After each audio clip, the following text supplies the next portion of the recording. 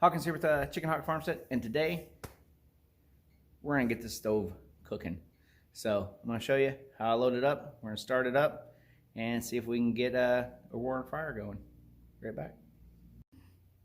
All right, so this is what I use and how I usually load this thing up. I cheat.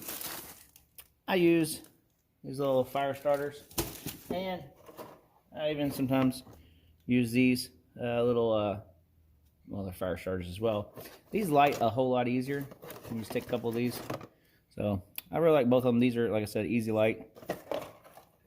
So usually I'll take one of these. You can just stick it in there and take a little half log here. Supposed to break it in half.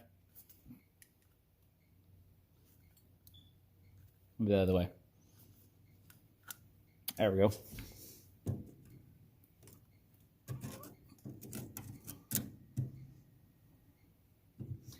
And I'm gonna get that going, and then I'm gonna start putting my small tinder on top of there.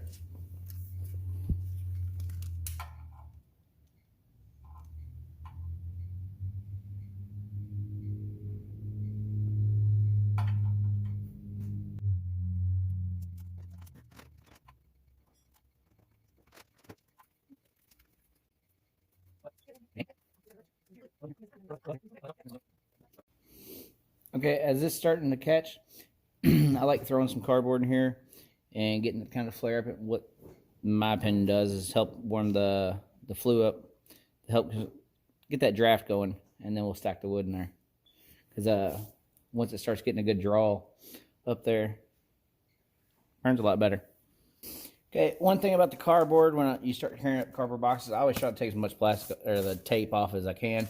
But also, some of these bigger boxes come with staples, so you might want to watch that. You don't want to go, even though the staples aren't going to hurt nothing in here, when you clean out the ash, you put it in your ash bucket and you go to dump it. Depending on where you dump your ashes, you're going to get staples all over your yard. So I personally don't want that, but you know, put holes in the lawnmower, holes in the tractor, all that kind of stuff on the tires. So I'm going to be careful with that. But I'm going to let this go for just a second and warm this up, and then we'll start stacking some wood in there. Okay, you can see our cardboard is starting to go. So got quite a bit of smoke coming out. I'm going to close that. Try to get that to come up to the flue, and we'll see if we can raise that temperature a little bit, hopefully.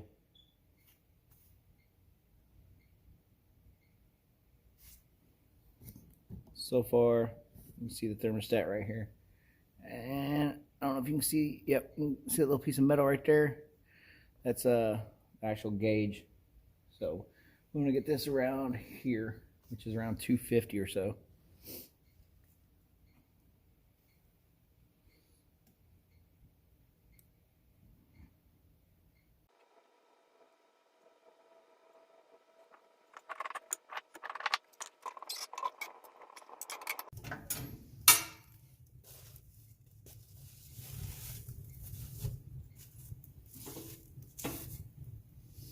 All right, we got our fluids. It's up to about 100. Got a pretty decent little bit of flames going in there. Start stacking some of this wood.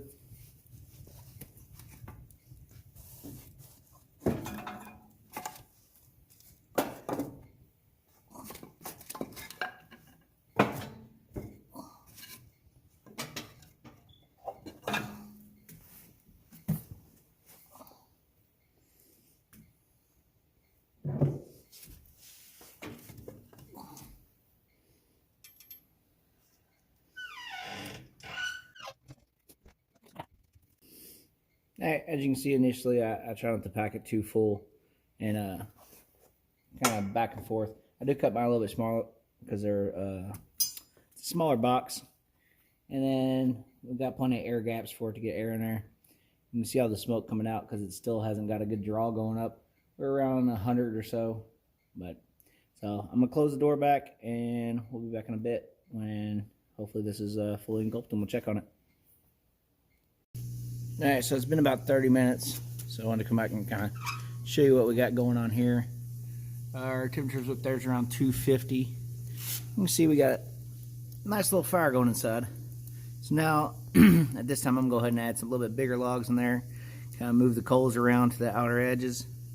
You see we don't really have much out here. And yeah, just let this thing go and get this garage heated up. So that's how I build a fire.